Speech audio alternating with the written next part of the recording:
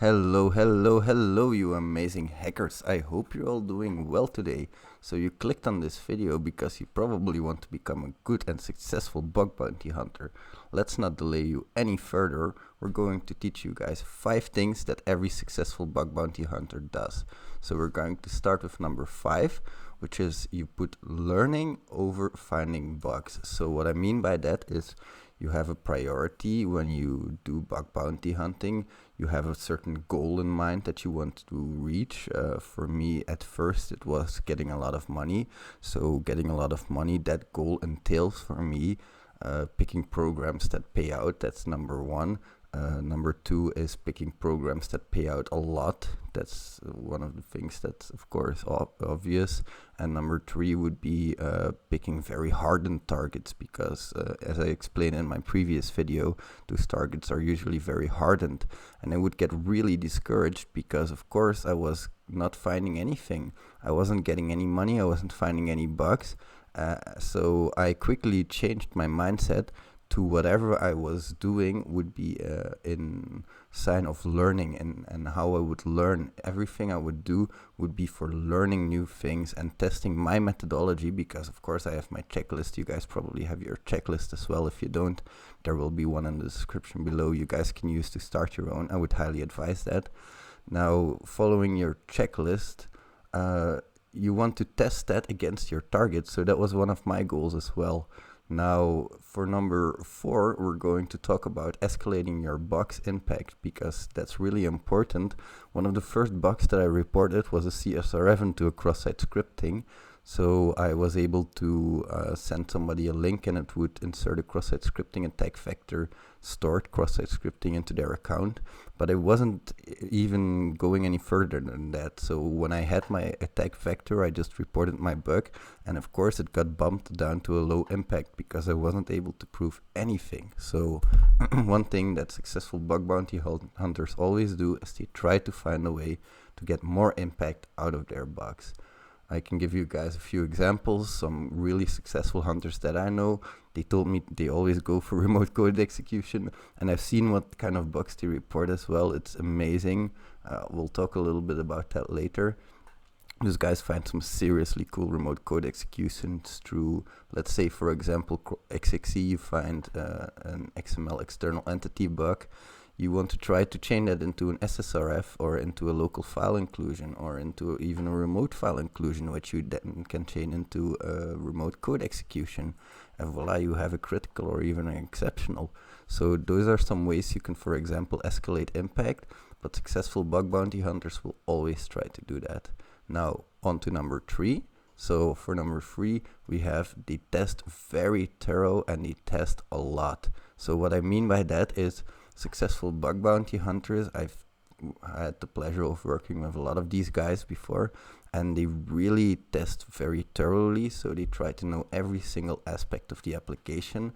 That's one thing that I do, at least, because I try to find hidden parameters. I try to teach you guys how to read JavaScript files, all that kind of stuff. That's also, you can test very thorough, and they test a lot of technologies. Now, testing a lot of technologies leads us nicely into number 2, which is learning a lot while hunting. What I mean by that is you have to find a good balance between learning and hunting, because hunting is trying to make money. So you try to get something in return, try to make some money. You know, it's not something you aim for directly, but it's often a side consequence, because if you do the things I told you before, if you chain for extreme impact like criticals, like exceptionals, you're automatically going to get paid a lot more. And if you learn a lot of technologies, if you do all of that stuff, you're automatically going to get paid a lot more because your skill set is going to improve, which is also going to improve your marketability. That should automatically increase your pay rate. That's also true for bug bounty hunting. All the skills you learn are very, very important. And the skills you learn, it's important that you learn them during hunting, because all of these guys, when they encounter a new technology, like for example WebSockets, like for example OAuth 2, that all that stuff is really vulnerable, because not a lot of hackers take the time to actually take a deep dive into the new technologies like WebSockets, because as you guys might know or might not know, you can test for WebSocket vulnerabilities with Burp for a little bit, but not fully, because Burp, for example, doesn't support replay of the requests for WebSockets.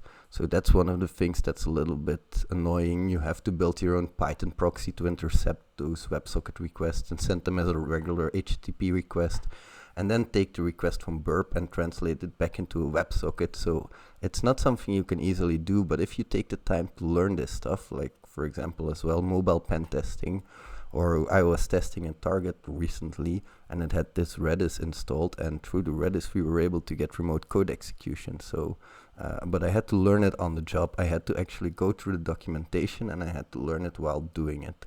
So that was number 2 for you guys. On to number 1, which is collaborations. Something I've seen a lot of successful bug bounty hunters do, and something that I still do a lot, is collaborate with other people.